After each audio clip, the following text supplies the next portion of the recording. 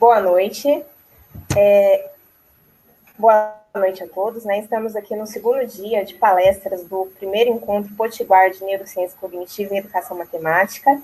Eu agradeço a presença de todos os participantes novamente e também quero agradecer muito a participação do professor Dr. Matheus, né? Que prontamente, quando eu fiz o convite, ele prontamente aceitou vir aqui para discutir conosco alguns tópicos, né? Sobre jogos, design de jogos para crianças com descalculia.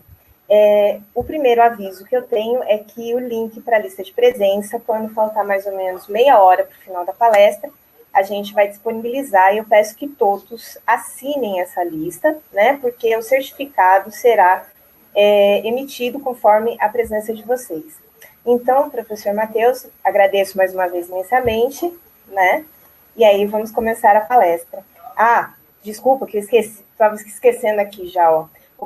Vou apresentar o professor, né? O professor Matheus, ele é pesquisador de pós-doutorado da New Mexico State University, é doutor em design pela Universidade Federal do Paraná, na linha de pesquisa Design de Sistemas de Informação, pesquisa o design de jogos digitais educacionais com especial interesse na motivação do jogador durante a experiência do jogo, tem experiência com design de jogos digitais educacionais para crianças com descalculia do desenvolvimento.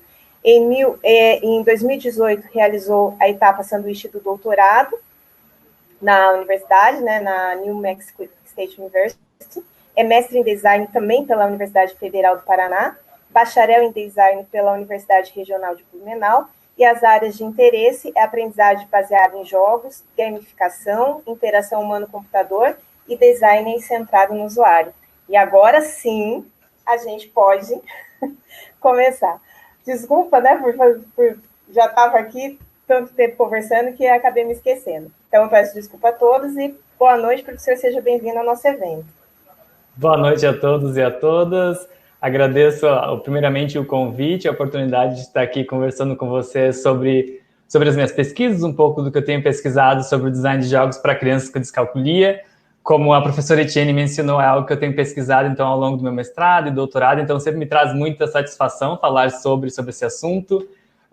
Gostaria de parabenizar também a organização do evento por essa iniciativa, por essa oportunidade de juntar diferentes pesquisadores, diferentes áreas, em especial nesse momento tão delicado de pandemia, onde a gente não pode se encontrar fisicamente, ter esse espaço virtual para a gente trocar ideias é extremamente importante. Bom, eu estou me familiarizando com essa dinâmica de apresentação aqui e espero que dê tudo certo. A gente fez alguns testes hoje de manhã e a princípio estava funcionando. Eu estou acompanhando vocês também, eu não enxergo vocês, mas eu estou acompanhando vocês pelo chat. Eu tenho um segundo monitor aqui que eu consigo ver os comentários, os feedbacks de vocês. Então, eu montei uma apresentação de uma certa forma para ser bastante dinâmica, para que a gente consiga trocar informações. Mas, ao final da minha apresentação, vai ter um espaço para a gente fazer perguntas. Então, a professora Etienne vai mediar essas perguntas. Vocês podem colocar essas perguntas no chat e a gente pode discutir ao longo dessa apresentação. Bom, eu espero que essa apresentação traga algumas informações importantes para vocês, talvez alguns questionamentos, algumas inquietações, possa trazer alguma perspectiva um pouco diferenciada do que vocês estão estudando ou pesquisando. E esse é o meu objetivo para essa apresentação hoje. Bom, então vocês devem estar vendo meus slides, eu espero que esteja todo mundo me escutando bem. Os meus slides já estão na tela, então eu vou falar um pouco sobre o design de jogos para crianças com descalculia, mas de certa forma minha apresentação abrange jogos para aprendizagem matemática de uma forma geral. Bom, pode passar o slide, obrigado.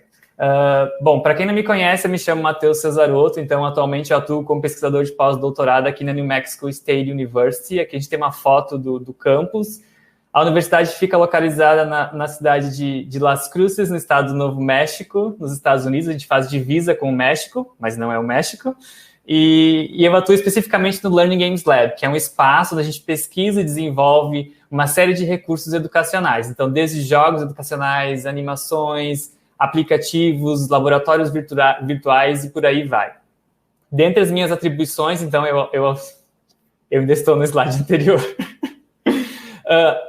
Dentre as minhas atribuições, então, eu auxilio a equipe no desenvolvimento desses jogos no aspecto do design instrucional. Eu trabalho bastante com o Comitê de Ética, submetendo pesquisas para fazer intervenção, para fazer verificação com o usuário, com a construção de surveys e aplicação de survey, análise de dados, e também atuo na escrita de projetos de pesquisa para fomentar e trazer novos recursos para o laboratório. Agora sim você pode passar.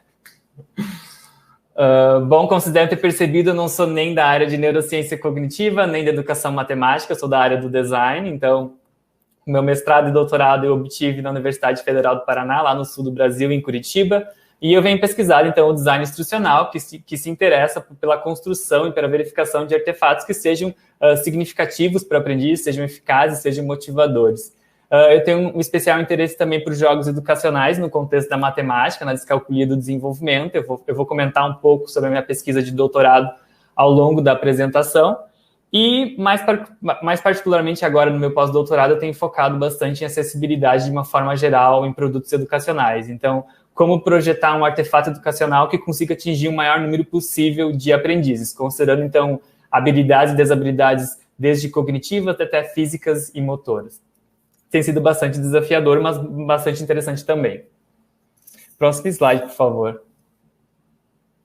Bom, aqui uma visão geral da minha apresentação, então eu organizei ela em 3 grandes blocos. Primeiro eu trago alguns conceitos que eu considerei importante trazer para a gente discutir, ter uma discussão mais interessante sobre o tema. Num segundo momento eu falo sobre algumas pesquisas, eu trago até alguns resultados da minha tese, entre outras pesquisas que eu acompanho e que são relevantes para a gente apresentar aqui hoje.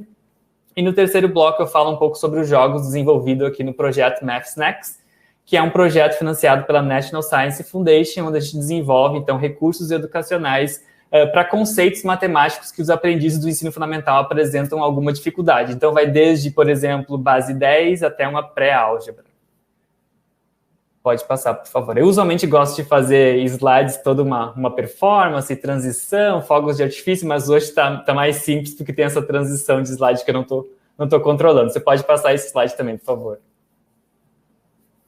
Bom, eu gostaria de começar, então, essa apresentação propriamente dita falando sobre algo que a gente tem em comum hoje. Não é o fato que a gente está em quarentena todo mundo, é o fato do papel da matemática no nosso dia a dia, né? Então, o quanto a matemática a gente utiliza no nosso dia a dia. Claro que em diferentes níveis, né? Dependendo da nossa profissão, da nossa área de pesquisa, a gente acaba utilizando mais ou menos da matemática. Mas o fato é, mesmo a gente gostando ou não, a gente precisa ter uma noção básica de matemática para conviver em sociedade. E é justamente isso que esses autores, o Kaufman e von Isser, eles discutem nesse artigo, da importância do conhecimento numérico para o nosso desenvolvimento social e profissional. E eles mencionam dessa importância para todos os indivíduos, desde crianças, adolescentes e adultos. Nesse contexto, então, para alguns aprendizes, o aprender matemática ele é uma tarefa mais difícil, é uma dificuldade mais persistente. E é importante frisar que esses aprendizes eles não têm uma deficiência intelectual, eles não têm uma má escolarização ou uma falta de oportunidade, porque eles têm um transtorno específico de aprendizagem chamado descalculia do desenvolvimento, que vai afetar, então, a aquisição desse conhecimento. Então, esses aprendizes vão ter dificuldade, por exemplo, com fatos aritméticos, decimais, posição de números e por aí vai. Não existe uma dificuldade padrão na descalculia, que todos os aprendizes vão ter a mesma dificuldade, mas o que a gente encontra na literatura é que existe O que a gente encontra na literatura é que é a necessidade de ter uma intervenção profissional para auxiliar esse aprendiz. Então, um profissional que faça uma interface entre a saúde e a educação, num primeiro momento faz um diagnóstico com essa criança para identificar se realmente é uma descalculia, se existe alguma comorbidade. E nisso, então, trabalhando com o pessoal do Laboratório de Neuropsicologia do Desenvolvimento, lá na UFMG, com o professor Vitor Haas, foi algo que eu aprendi, o quão complexo é o diagnóstico da descalculia do desenvolvimento.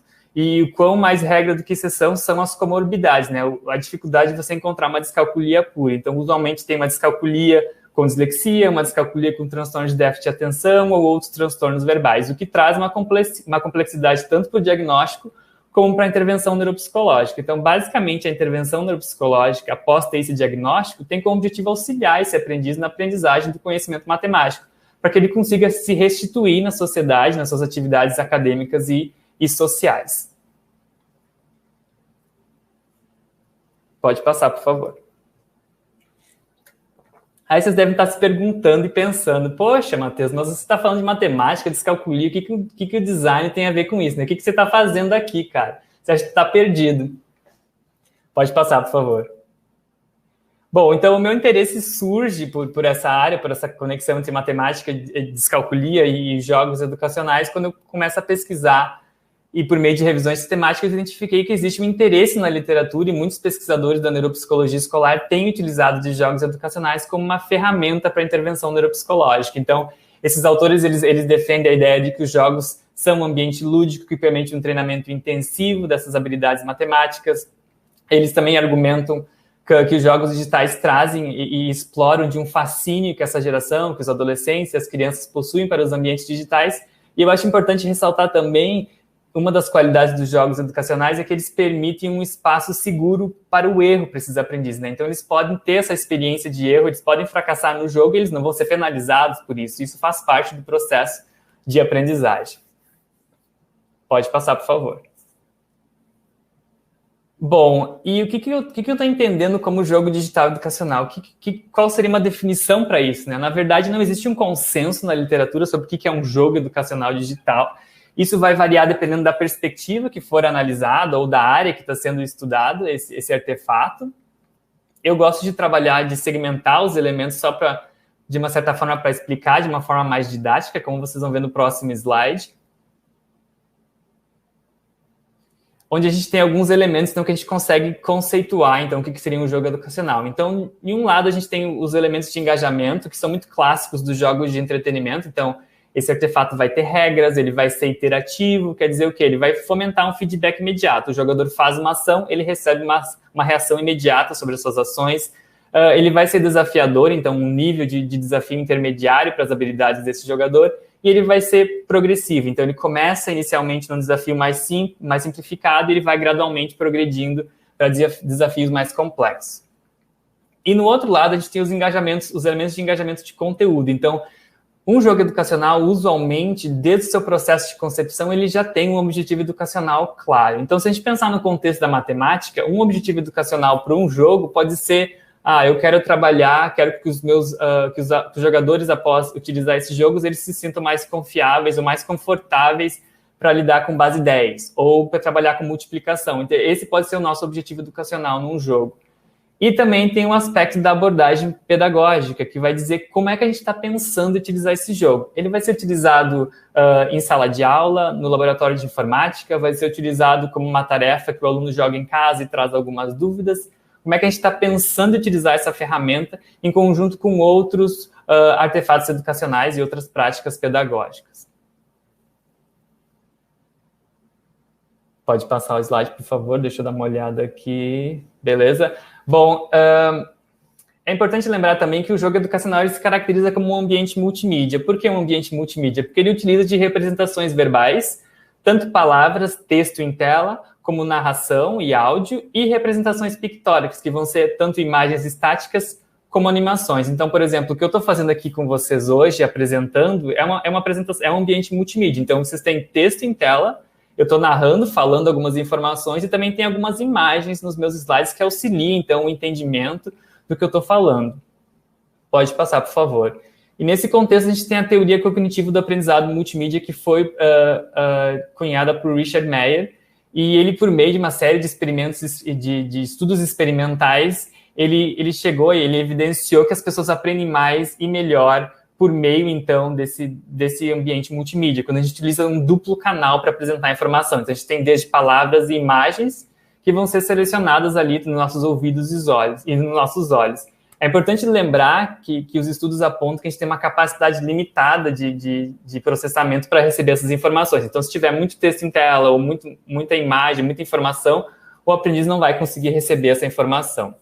E, seguindo nesse processamento, ele tem o processamento ativo, então, que a gente vai ter a seleção dessa informação, a gente vai organizar essa informação mentalmente e vai integrar ela, então, da nossa memória de trabalho para a nossa memória de longa duração e ter esse aprendizado. O que é interessante ressaltar aqui é que os autores apontam o papel da motivação para esse processamento ativo, né? O quão importante é para o aprendiz estar motivado para aquela tarefa, para que ele consiga fazer esse processamento correto, né? Essa seleção, essa organização e essa integração do conhecimento. Então, é algo interessante da gente observar e de ter em mente esse processamento cognitivo quando a gente estiver planejando ou pensando uma atividade pedagógica, como uma animação educacional ou com ou como um jogo educacional.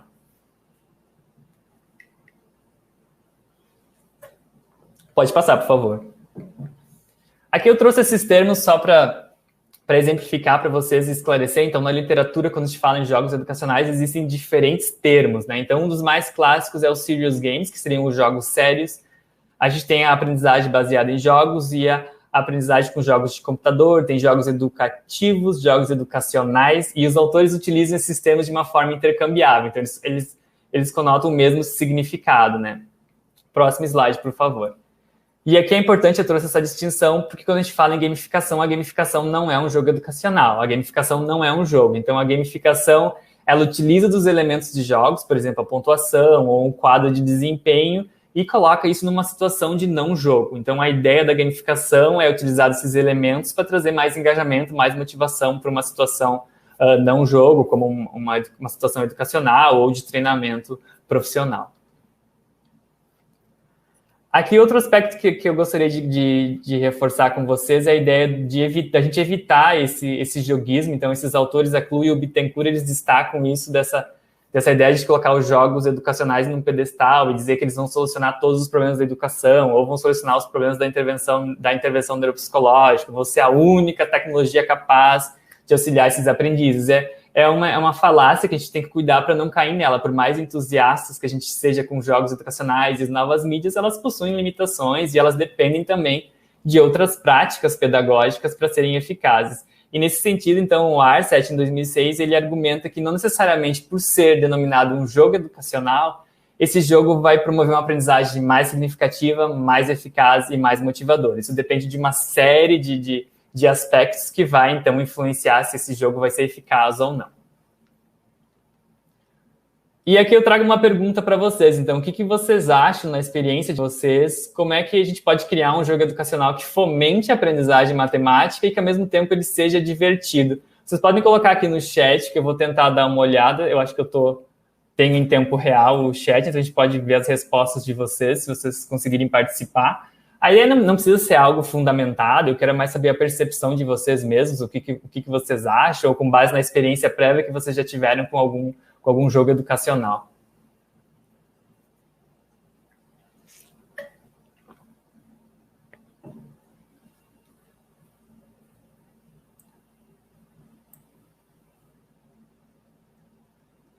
Tô olhando o chat aqui. É tão estranho de falar para um monte de pessoa que a gente não está enxergando. Mas, enfim. Bom, vou dar alguns minutinhos aqui para o pessoal escrever, se alguém quiser participar.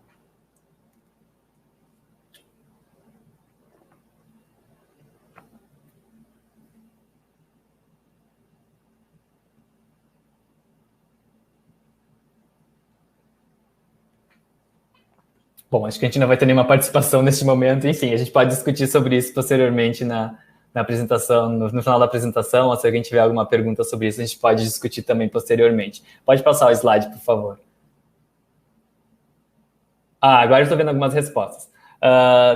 Então, o Messias colocou aqui um jogo que seja desafiador, a Juliana Dedini colocou um jogo com desafios e recompensas, Rebeca Araújo, um jogo interativo, talvez com pontuação por vitórias ou até mesmo com mais de um jogador.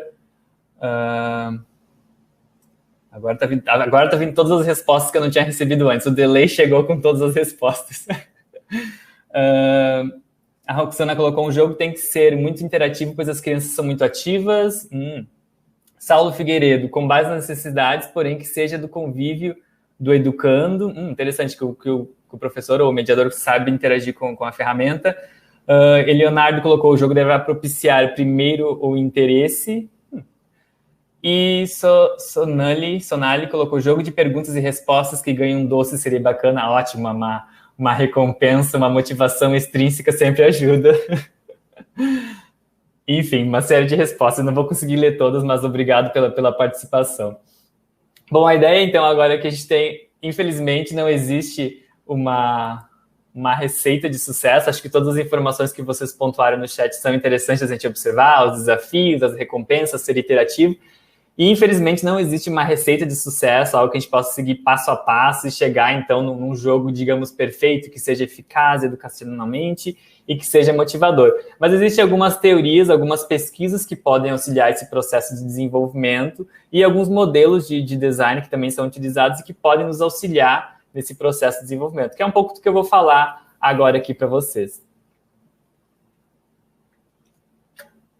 Bom, inicialmente vou apresentar um pouco da minha pesquisa de doutorado. Então, eu defendi minha tese em setembro de 2019, então está completando um ano agora no dia 25, onde eu pesquisei, então, jogos para crianças com descalculia, e eu cheguei nesse tema, nesse problema de pesquisar a motivação de crianças com descalculia por meio de uma série de revisões sistemáticas de literatura. Então, eu pude observar que existem estudos sobre jogos e para crianças com descalculia, mas o que eu observava na literatura é que tinha uma ausência de estudos com atenção na motivação desse aprendiz ou na experiência de uso desse aprendiz, no sentido, ok, esse jogo funciona, mas como esse aprendiz se sente utilizando esse jogo? Ele vai se sentir motivado ao longo da intervenção neuropsicológica, desde a semana 1 até a semana 7, ele vai se sentir interessado em utilizar essa ferramenta educacional.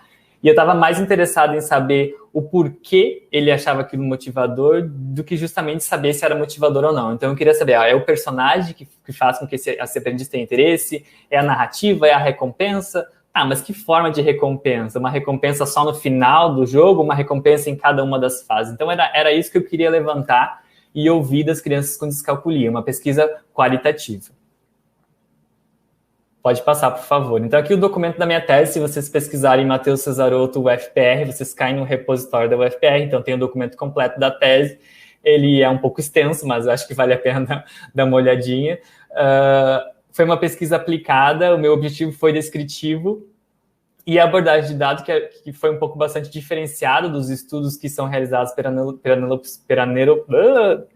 na neuropsicologia. Foi um estudo qualitativo, né? Então eu queria saber o porquê da motivação e como isso estava acontecendo com esses aprendizes. Pode passar, por favor. Bom, aqui uma visão geral da minha metodologia de pesquisa. A minha pesquisa ela foi segmentada em 5 grandes fases. Pode passar o slide, por favor. Então eu comecei com uma revisão sistemática de literatura, onde eu queria identificar o que já existia na literatura sobre recomendações para o desenvolvimento de jogos educacionais motivadores de uma forma geral. E no segundo momento, pensando na criança com descalculia. A segunda fase foi uma pesquisa de campo, então, inicialmente com desenvolvedores de jogos, onde eu queria saber como é que eles configuravam os elementos de jogo do jogo educacional para promover uma motivação do aprendiz. E também, ainda na fase 2, eu fiz uma série eu fiz um questionário com especialistas em reabilitação, onde eu queria identificar o que eles consideravam como requisitos, o que esses jogos precisam ter para ser utilizados durante uma intervenção e também o que esses jogos precisam evitar no meio da intervenção, o que eles precisam evitar na intervenção neuropsicológica. A fase 3 foi, então, uma proposta, então eu gerei uma proposta inicial de recomendações com base na revisão de literatura e na pesquisa de campo. A fase 4, então, foi uma verificação com o usuário, as crianças com descalculia. Então, por meio da interação com um jogo digital, eu fiz uma série de entrevistas e observações com as crianças utilizando esse jogo. Então, eu queria mensurar como é que foi a experiência desse usuário. E, por fim, a fase 5 foi um detalhamento de recomendações, onde eu peguei as informações foram trianguladas, então, para gerar detalhes bem específicos para quem estiver pensando em desenvolver um jogo, então, para crianças com descalculia. Pode passar, por favor. Aqui eu trouxe alguns resultados principais de cada uma das fases. É bastante coisa, não consigo falar nesse tempo que eu tenho aqui, mas só para vocês terem um gostinho da pesquisa e talvez vocês se interessarem em lerem a tese. Então, inicialmente na pesquisa de campo com especialistas em reabilitação, 12 especialistas participaram dessa fase, então foi possível identificar alguns requisitos e algo que os jogos deveriam evitar. Então, acho que está um pouco pequenininho para ler, mas eu vou comentar alguns deles. Então, por exemplo, os profissionais, esses especialistas, eles mencionaram a questão de ter uma avaliação do progresso, então de mensurar como é que foi o desempenho desse aprendiz, tanto por fases, tanto no jogo todo, comparando com idade, com fase escolar. O tempo por atividade que foi utilizado também é algo importante para esses especialistas, e o jogo ser estruturado, então, em níveis não muito longos e seguindo a hierarquia do conhecimento matemático. Já como coisas que deveriam ser evitadas, então eles pontuaram depender da internet para funcionar, então seria uma limitação técnica, depender de internet para funcionar, soarem ou parecerem como uma aula convencional, então a ideia de você pegar por exemplo, uma conta de multiplicação do papel e apenas colocar no ambiente digital. Eles acham que teria que ser trabalhado de uma forma mais lúdica, pensando em mecânicas de jogos de uma forma diferenciada. E também aqui a gente pode destacar o fazerem uso de violência e lutas é algo que deveria ser evitado na percepção desses especialistas. Pode passar, por favor. Aqui um pouco dos resultados com os desenvolvedores de jogos. Então, 41 desenvolvedores responderam foi um questionário presencial. Aqui fica uma dica para quem precisa coletar dados com um profissional específico, colete dados em um evento da área. Então, eu coletei esses dados no SB Games, que é um dos maiores eventos que a gente tem de jogos na América Latina. E essa edição de 2017, ela foi em Curitiba. Então, eu pude entrevistar 41 desenvolvedores ao longo do evento. Então, tinham todos os especialistas da área de jogos que eu precisava entrar em contato, eles estavam no mesmo local durante uma semana. Aqui, para destacar, então, todos esses desenvolvedores, eles concordam que a participação do usuário é importante e que ela pode contribuir para a construção desses elementos motivacionais em jogos, mas apenas 19 deles utilizam, então, um processo de design centrado no usuário, que vai consultar esse usuário desde o seu processo de desenvolvimento lá no início e não apenas no final, com o produto já quase pronto. E também gostaria de ressaltar que quando eles foram perguntados para colocar a importância de cada um dos elementos de jogo para a motivação do aprendiz, eles destacaram principalmente como o professor ou como o mediador vai utilizar esse jogo como um dos fatores que vai realmente fomentar essa motivação desse aprendiz. Próximo slide, por favor. E aqui um pouco das recomendações, das observações com as crianças. Então, a minha amostra ela não é uma amostra quantitativa, foram 4 crianças que participaram do estudo final, eu tive 2 pilotos anteriormente, fiz um piloto aqui nos Estados Unidos também, e essa amostra final foi feita lá na UFMG, no LND. Então, 4 crianças diagnosticadas com descalculia do desenvolvimento participaram desse teste, e a partir desse teste, dessa interação com o jogo, eu pude levantar, então, informações sobre as preferências desses usuários. Então, sobre os personagens, as crianças destacaram a necessidade de que, para elas, se existe um jogo, precisa-se ter um personagem, e mais do que isso, elas esperam opções, então, para elas escolherem, no mínimo um masculino e um feminino. Então, representa a ideia de elas se identificarem com o personagem. E também todas as crianças que eu entrevistei ao longo da minha pesquisa, todas elas colocavam no topo da sua lista a customização como algo que elas esperam, né? Como algo que traz a curiosidade delas e também sustenta a motivação delas ao longo das atividades, né? do jogo. A narrativa também foi pontuado como algo extremamente importante. Então, se eu tenho um personagem, eles esperam automaticamente que esse personagem tenha uma história, tenha um porquê, tenha uma justificativa, por que esse personagem está lutando, por que esse personagem está indo para essa fase. Eles esperam esse sentido da narrativa para também se interessarem mais pela atividade. Eles pontuaram momentos engraçados tanto para o personagem como para a narrativa, como uma forma de descontrair, não ficar tão tensos com o conteúdo. Recompensas progressivas, aqui é interessante que as crianças eles relacionaram as recompensas estritamente com o prazer que eles tinham em utilizar o jogo. Então, para eles, o jogo realmente precisava ter recompensas, e a ideia de recompensas progressivas, né, que vão sustentar a motivação desse aprendiz. Então, tem recompensas menores no início do jogo, mas eles sabem que vai ter uma recompensa maior no final. Então, talvez eles precisam coletar estrelas, fazer mais pontuação nas fases, para ter essa recompensa maior ao final. E também, por fim, mas não menos importante, a ideia de ter um tutorial, uma instrução com dicas para que essas crianças entendam o que elas precisam fazer, então, no ambiente de jogo. Eles se sentem mais confiantes quando existe esse tutorial. E eles pontuaram da ideia de quando você oferta dicas para eles, eles esperam realmente receber essas dicas só quando eles estão com muita dificuldade em alguma tarefa no ambiente de jogo. Caso contrário, para eles seria algo muito fácil e tiraria a graça, então, do desafio do jogo. Aqui, então, sou eu esperando a avaliação do meu artigo. Então, após a defesa, eu trabalhei por aproximadamente uns 6 meses lapidando essas recomendações de um artigo, que foi submetido, então, para um periódico, e eu estou aguardando os feedbacks, as recomendações dos avaliadores, e espero que isso seja publicado até o final do ano e eu possa compartilhar com vocês. Então, essas recomendações, elas estão bastante destinadas a desenvolvedores de jogos, mas elas também são aplicáveis a profissionais da educação que queiram, talvez, avaliar algum jogo educacional pensando na criança com descalculia. Aqui também, como uma das pesquisas que eu gostaria de destacar para vocês, que ela foi muito importante na construção da tese, e eu vejo ela como muito importante na área dos jogos, é a teoria do fluxo, a teoria do flow. Eu acredito que vocês devem ter ouvido já essa teoria, ela é muito famosa, pode passar o slide, por favor.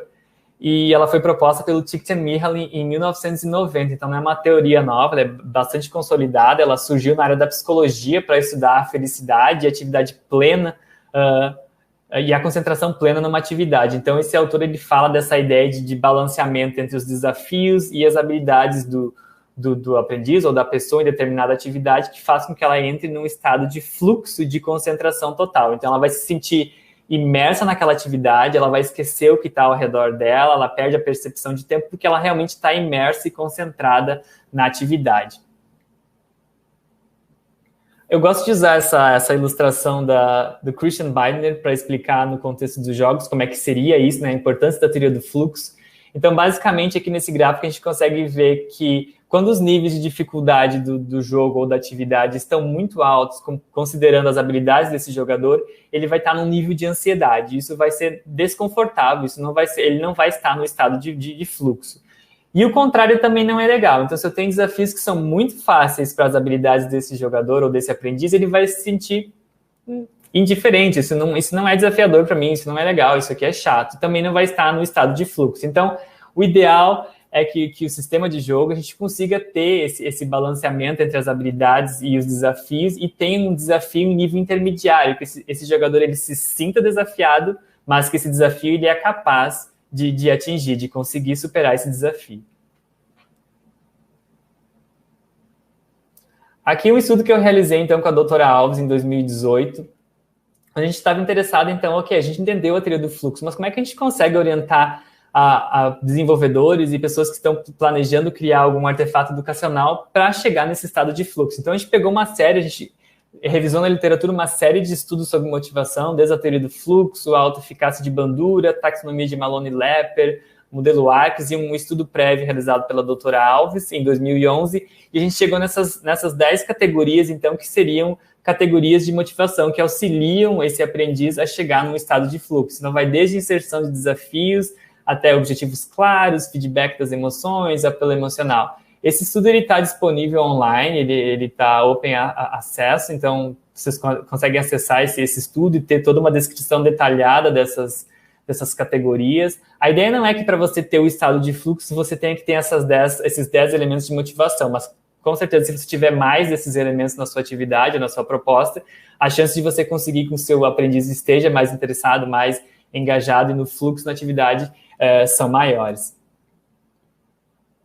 Pode passar, por favor. Bom, aqui eu gostaria de falar um pouco sobre o design universal, que é algo que eu tenho pesquisado bastante ultimamente, que é a ideia de você desenvolver, e pensando no contexto educacional, do jogo educacional, é a ideia de você desenvolver um jogo educacional que seja capaz de ser utilizado por diferentes aprendizes, com diferentes habilidades e desabilidades. Então, desenvolver para o maior número possível de aprendizes. É importante esclarecer que o design universal ele não é absoluto. Muitas vezes a gente vai precisar de adaptações no contexto do jogo educacional ou de outros produtos. Pode passar o slide, por favor. E é o que eu tenho tentado identificar, então, a ideia de trabalhar com essas categorias de desabilidades.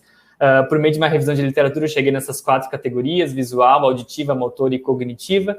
E claro que a gente também discutindo aqui com a doutora Bárbara a ideia de que a gente não consegue separar as desabilidades em caixas separadas, dado que a gente tem as comorbidades que vão influenciar altamente nessas desabilidades e também os diferentes perfis para a mesma desabilidade, né? Então, a gente pode ter, por exemplo, duas crianças com descalculia que vão ter perfis cognitivos diferentes e dificuldades diferentes em relação à matemática, por exemplo.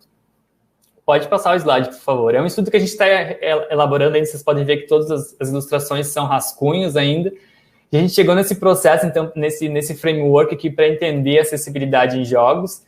Então, a gente tem esse sistema iterativo do jogo. Então, inicialmente, o jogo ele vai fomentar uma informação para esse jogador. Então, a pergunta que fica é, o jogador ele consegue receber essa informação? Então, se ele é um jogador com deficiência visual, ele vai conseguir receber essa informação visual que eu estou passando? Não, isso vai ser uma barreira para ele. A segunda imagem ali, não, no slide anterior. Aí. A segunda etapa de interação vai ser, então, o jogador determinando a ação que ele vai fazer com base na primeira informação que ele recebeu do sistema de jogo. Então, a pergunta que fica é, o jogador ele consegue entender o que ele precisa fazer? Então, aqui entra muitos aspectos cognitivos, né? Então, por exemplo, se ele tem que solucionar um problema ou ele tem que recordar de alguma informação, ele tem essa capacidade, ele vai conseguir fazer isso? Ou o sistema oferta para ele situações para que ele consiga fazer isso? Ou isso vai ser uma barreira para ele? E a terceira etapa, então, é quando o jogador ele toma uma ação. Então, ele vai para a interface e a pergunta é, ele consegue utilizar a interface para dar essa resposta para o sistema de jogo? É importante lembrar que esse sistema ele acontece no jogo inteiro, então desde o início até o fim. E quando a gente pensa na terceira etapa ali do jogador, ele dá o output para o sistema, então, por exemplo, para alguns jogadores, para alguns aprendizes, o simples fato de você clicar e arrastar é uma barreira. Então, a gente tem que pensar nisso no processo de desenvolvimento, como é que a gente vai abranger esses diferentes usuários. É uma tarefa simples? Não, é bastante complexa. Próximo slide, por favor. Bom, aqui eu gostaria de falar um pouco do Transformation Design Model, que é um modelo de desenvolvimento de jogos, que foi, de certa forma, o que me trouxe até esse laboratório. Eu fiquei muito curioso quando eu li sobre esse modelo. E ele foi desenvolvido pela professora Barbara Chamberlain, que é a minha coordenadora aqui, e pelo Jesse Chell, que ele é muito famoso na área de jogos, pelo livro A Arte de Game Design. E eles chegaram, então, nesse modelo de desenvolvimento que busca uma transformação, então, do aprendiz. Eu vou explicar para vocês, basicamente, aqui um resumo desse modelo. Pode passar, por favor. Então, a primeira etapa é descrever qual mudança que você quer fazer, que você quer ver no seu aprendiz. Então, é uma mudança de conhecimento? Eu quero mudar o que ele sabe, por exemplo, sobre aritmética ou sobre multiplicação?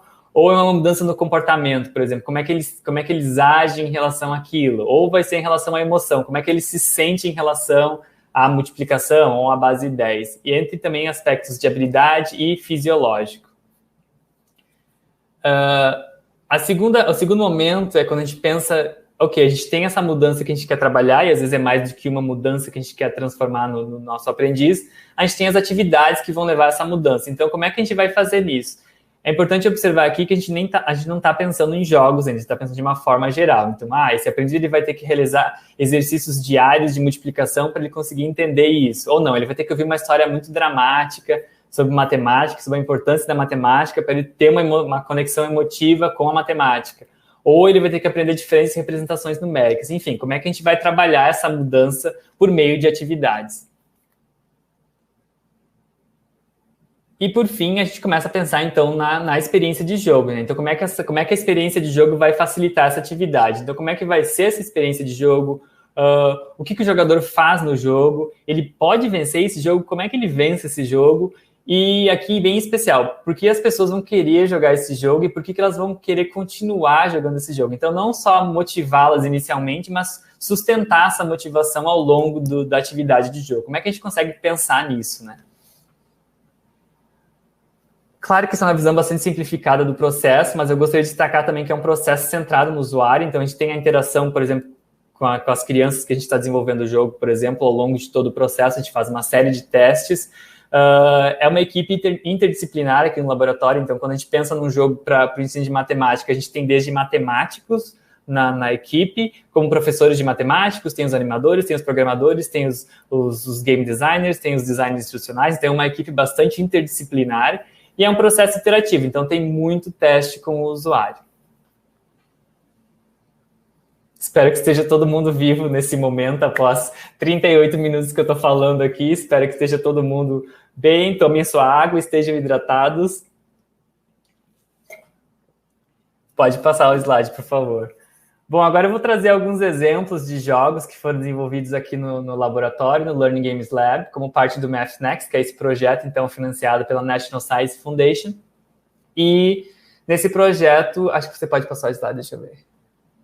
Eu tenho essa pergunta antes, eu queria saber de você se você já ensinou utilizando jogos educacionais, caso sim, como é que foi essa experiência, ou qual jogo você utilizou.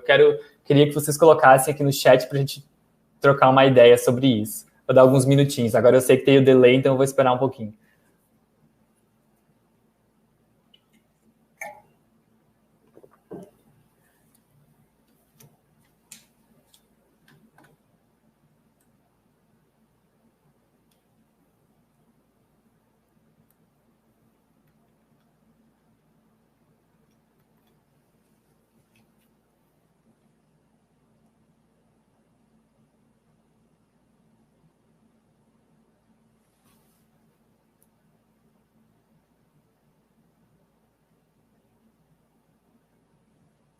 É engraçado que o delay, quando vem as respostas, elas vêm todas de uma vez, elas não vêm uma por uma, elas vêm tipo uma enxurrada de respostas, elas não vêm todas de uma vez, elas não vêm uma por uma, elas vêm tipo uma enxurrada de respostas. Tô esperando essa enxurrada agora. A Ana Paula colocou sim, foi muito proveitosa e surtiu efeito na turma, muito bom, ótimo. A Rosana colocou, já ensinei a meu filho, foi muito legal. A Verônica está falando do Scratch, eu acho que o Scratch é bastante famoso no ensino de matemática e as próprias crianças podem construir também uma série de atividades por meio de Scratch.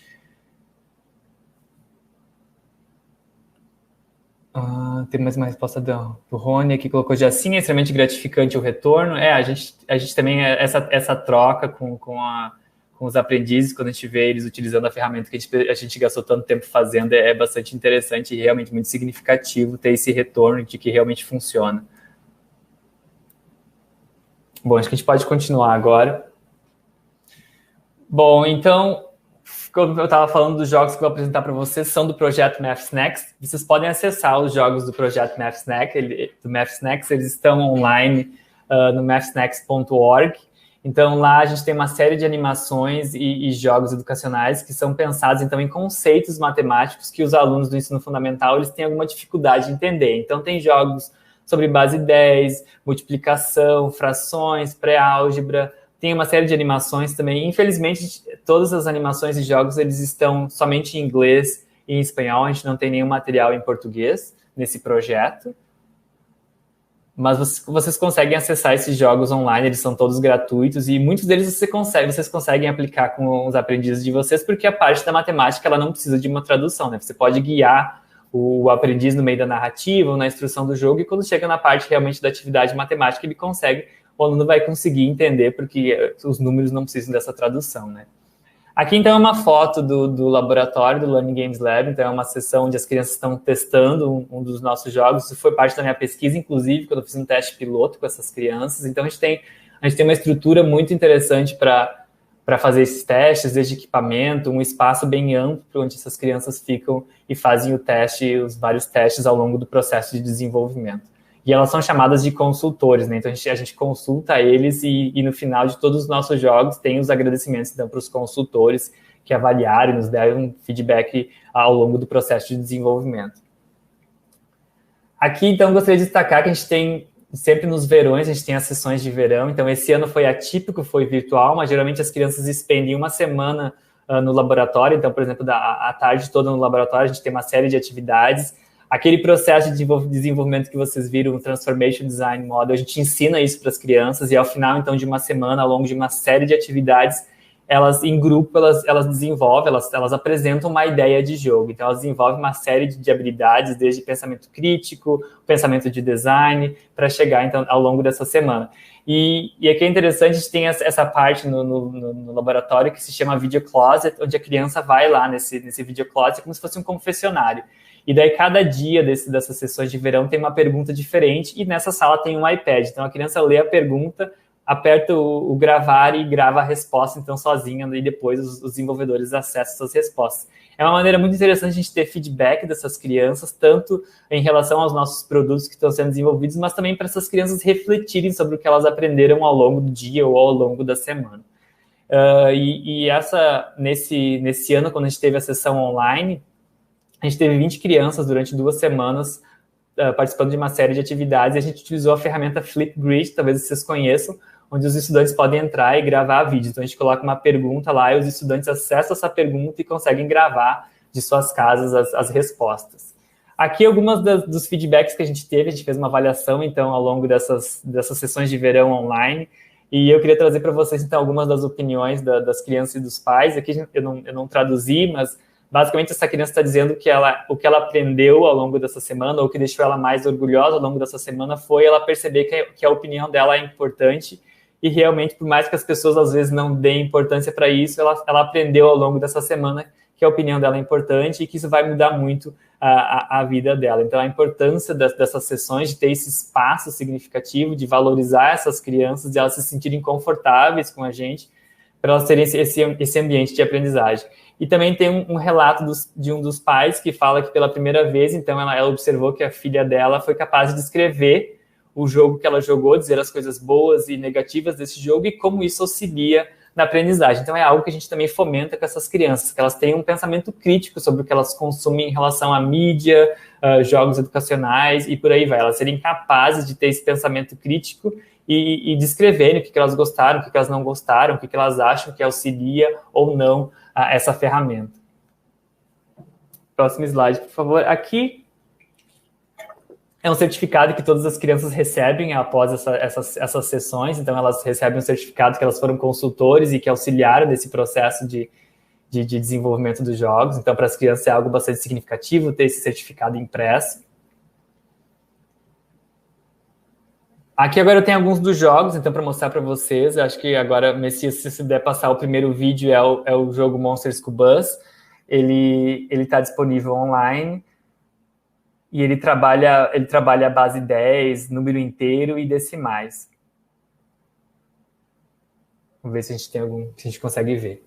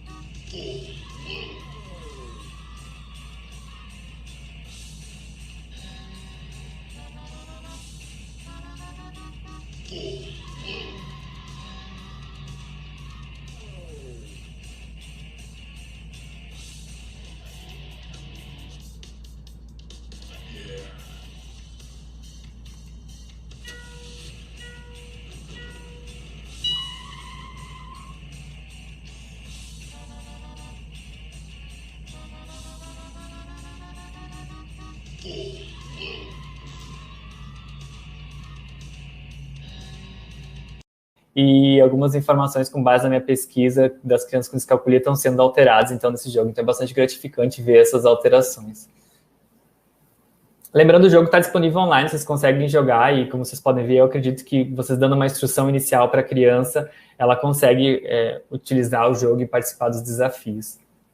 Eu não estou vendo meus slides.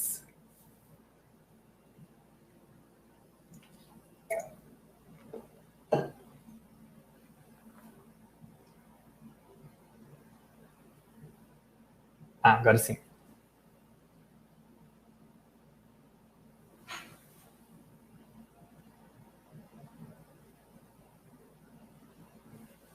Aqui só para exemplificar como é que eu utilizei, então, porque esse jogo ele foi desenvolvido em Flash, que é uma tecnologia que já não se usa mais, então não seria viável para os desenvolvedores traduzir esse jogo e nem teria um tempo para fazer isso para minha pesquisa. Então, a ideia que eu tive foi, eu pedi a arte do jogo e eu traduzi, criei como se fosse um PowerPoint com as partes da narrativa. Então, num dos computadores eu mostrava para a criança a narrativa em português, para elas entenderem o contexto do jogo, e no computador que elas estariam jogando, elas realmente utilizariam o computador para jogar nas fases. Então, funcionou e dá certo essa estratégia. Aqui tem um outro jogo também que eu gostaria de mostrar para vocês, é um dos últimos que a gente lançou, é a Greenautica, que trabalha com a construção de expressões, e a gente tem um vídeo sobre isso, também fica mais fácil de entender quando a gente vê o vídeo.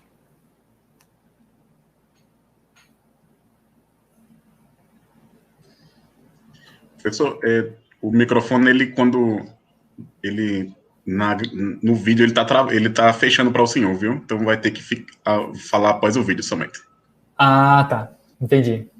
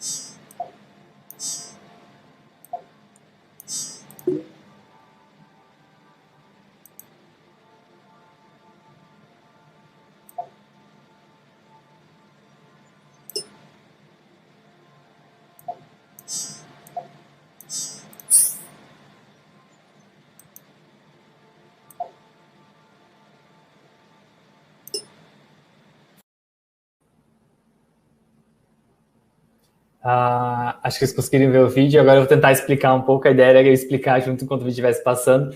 No vídeo anterior do Monsters School Bus eu fiquei falando, explicando e vocês não me ouviram. Sinto muito, falhas técnicas. Enfim, nesse jogo no Agrinautica, a gente selecionou essa ideia de trabalhar com expressões, com um assunto pré-álgebra. Então, vocês podem ver que a criança ela tem um espaço, o jogador tem um espaço livre onde ele pode criar as expressões, e o contexto de jogo é como se eles estivessem povoando um planeta. Então, ele seleciona o planeta que ele vai povoar com plantas, fungos, cristais e animais, e para cada expressão que ele cria, ele gera um tipo de planta ou de animal. E assim ele vai povoando esse planeta. Então, vocês puderam observar também que a criança ela tem após ela completar a expressão, ela tem um aspecto procedural, ela consegue ver a decomposição da expressão, que também é interessante, e os estudos mostraram para a gente que a gente percebeu que ao longo do uso, quando as crianças usaram a primeira vez, as expressões foram mais simples. Já lá na segunda, na terceira sessão com o jogo, as expressões se tornaram mais complexas e elas foram povoando ali. Elas brincam à vontade na população delas. Também é um jogo que está disponível online e pode ser acessado por vocês.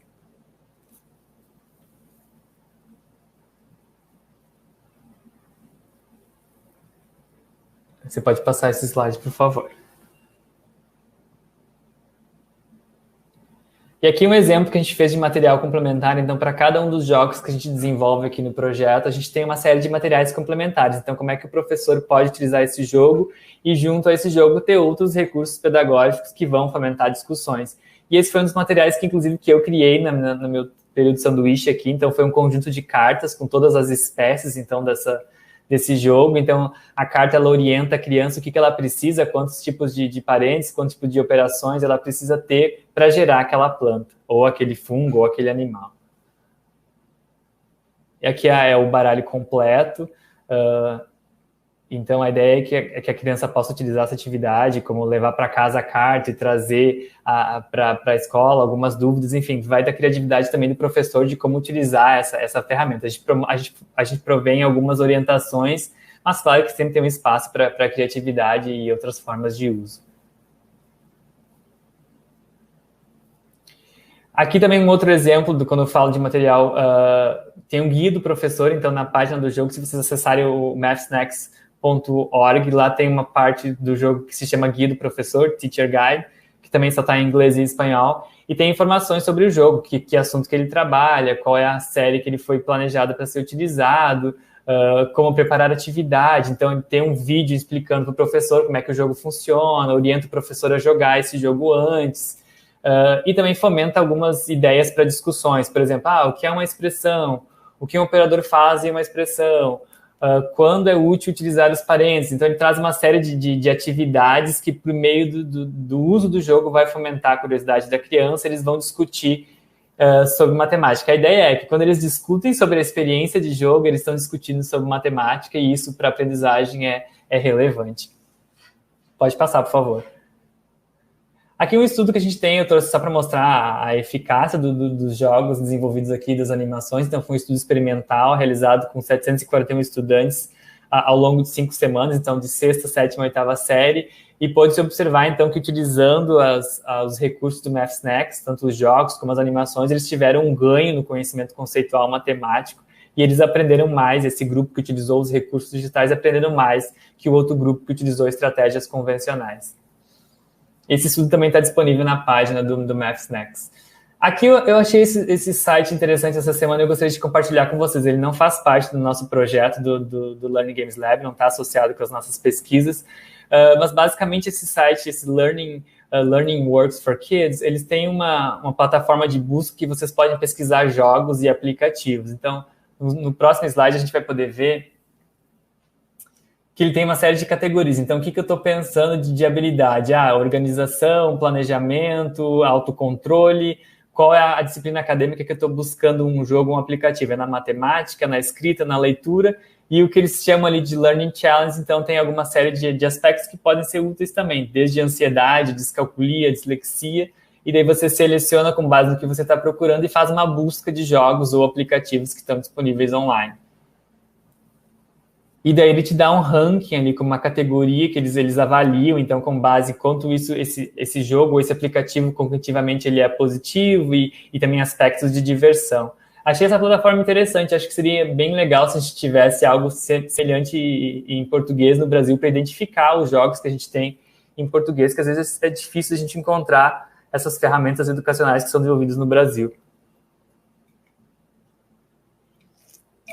E aqui, então, algumas considerações finais.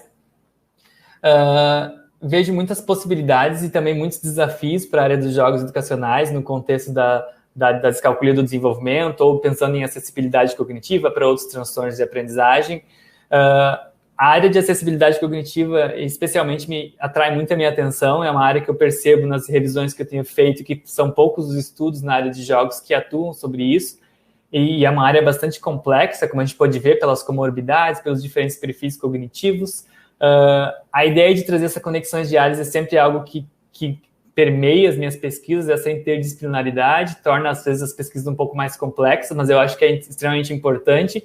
E é algo que a gente tem em comum entre as nossas 3 áreas aqui que a gente trouxe, o design, a neurociência cognitiva e a educação matemática. A gente busca uma aprendizagem mais eficaz, mais efetiva, mais significativa e motivadora para esse aprendiz. Então, é o que a gente tem em comum e acredito que essas áreas, trabalhando em conjunto, a gente tem muito a ganhar, e em especial os aprendizes têm a ganhar com isso também.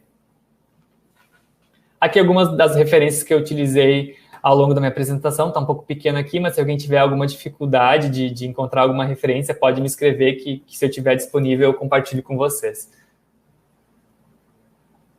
E é isso, obrigado pela atenção. Aqui tem um e-mail, se alguém tiver alguma dúvida, ou enfim, a gente vai ter um espaço para perguntas agora, mas se alguém tiver alguma questão mais pontual, que queira conversar comigo, tem meu e-mail aí. Obrigado.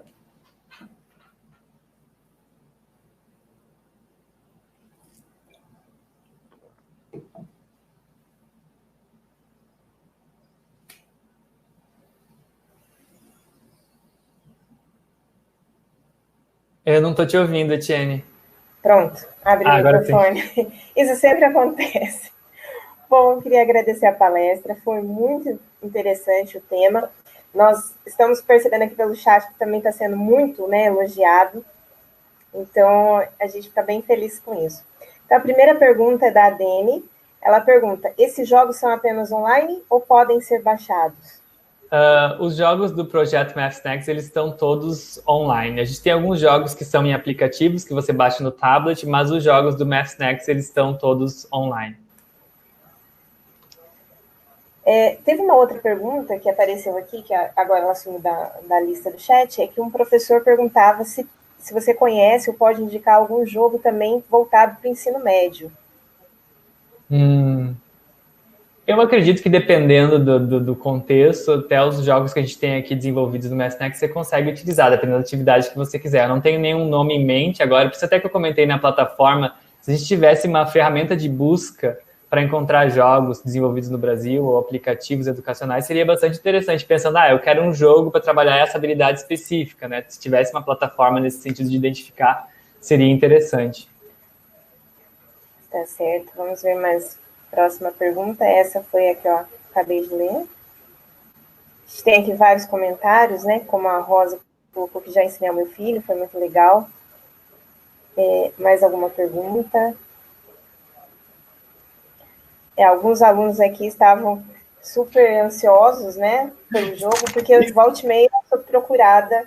Espero que tenha sido relevante, que tenha achado interessante. Estavam tão ansiosos pela palestra. Porque tem muitos estudantes que às vezes acabam me procurando, né, pela questão da neurociência, às vezes a professora queria estudar jogos e descalculia, ou jogos para alguma área, né, para ensino da matemática e aplicação de jogos em vários...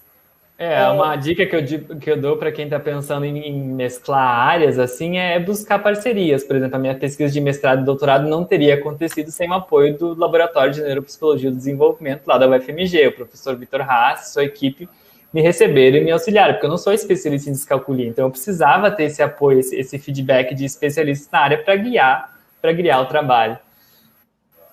Bom, a pergunta que estava aqui, né, é da Jéssica. Quanto tempo para criar um jogo assim? Interessante essa pergunta, hein? leva tempo e leva dinheiro. Tem alguns jogos que a gente passa mais de 1 ano desenvolvendo, porque tem todo esse processo desde programação, idealização, teste com o usuário, então, às vezes, mais de anos para a gente desenvolver um projeto. Depende também, né, do escopo do projeto. Bom, aqui também tem uma outra professora, né, que diz que é conhecida como Betemática, que também é criadora de jogos educativos para ensino da matemática. Vamos ver mais um comentário. Sim, conheci a Beth na outra conferência que eu participei com o professor Vitor, ela estava por lá, a gente se conectou, e ela tem um trabalho bem interessante com jogos também, jogos analógicos para o ensino de matemática. Bom, vamos ver aqui uma próxima pergunta. Matheus, há pontos negativos desses jogos para as crianças? Pode acontecer regressão na aprendizagem se não for bem aproveitado? Eu nunca vi nenhum estudo sobre isso, de trazer aspectos de regressão, mas eu acredito que, claro, às vezes pode trazer pontos negativos no sentido de a criança ficar muito vidrada naquilo, mas acredito que depende muito do uso que você está planejando, né? Como é que é a estratégia pedagógica que você está utilizando. Ou se você não vai deixar a criança jogar aquilo sozinha, sem nenhuma orientação, sem nenhum plano. Quando você pega um jogo educacional para sua aula, você vai ter uma estratégia para aquilo, você está objetivando alguma coisa, né? Então, acho que é essa ideia, e acho importante frisar a ideia do professor e do mediador nesse papel, né? Que ele não vai ser substituído, e desde a seleção do jogo, como é que ele vai utilizar, faz um papel bem diferenciado, né, no objetivo educacional, né? Exatamente, né? É uma coisa que eu sempre venho falando também sobre o papel do professor, né? E principalmente quando a gente trabalha com jogos, nem tudo, né? Nem todo momento é o jogo, ele precisa ter um momento certo, por isso eu sempre também recomendo a questão do planejamento, porque a gente acaba se deparando muito com essa situação de professor que não planeja, né? Eu vou dar um jogo agora para descontrair ou sem uma intencionalidade. Então, é muito importante mesmo que o professor tenha em mente uma intencionalidade, né? Que tenha um planejamento. Uhum. Bom, aqui é a pergunta do Messias, né? Ele está pensando aqui se é possível fazer uma parceria entre a UFRN e a New Mexico University para desenvolver jogos. Essa pergunta, eu acho que essa é uma pergunta bastante interessante. Eu não diria que não nem que sim, não depende de mim, na verdade. Eu sou um mero pós-doutorando aqui. Então, mas eu acho que é uma possibilidade interessante. Eu acho que, enquanto eu que fiz mestrado e doutorado com bolsas de instituições brasileiras, eu acho que estabelecer essas parcerias é sempre uma forma de dar retorno para o país, para o investimento que foi feito em mim, né? Então, acho que é uma possibilidade, a gente pode investigar, a gente pode ver se é possível. Eu sou super a favor de parcerias. A gente tem alguns professores também do Bacharelado de Sistemas de Informação que já vem desenvolvendo alguns jogos, né, para crianças na área da matemática. Quem sabe fica uma dica, uma coisa a se pensar, né? Sim. Bom, então eu gostaria de agradecer mais uma vez, né, professor Matheus, pela participação aqui no nosso evento, agradecer a participação de todos e lembrar que a nossa próxima palestra será no dia 9 de setembro, às 15 horas, né? Qualquer dúvida vocês podem perguntar por e-mail. Então a gente agradece a participação e fica aí até a próxima, né? Até uma próxima oportunidade. Obrigado, pessoal. Eu que agradeço a oportunidade. Espero que tenha sido proveitoso. Até a próxima. Foi sim. Tchau, gente. Até a próxima.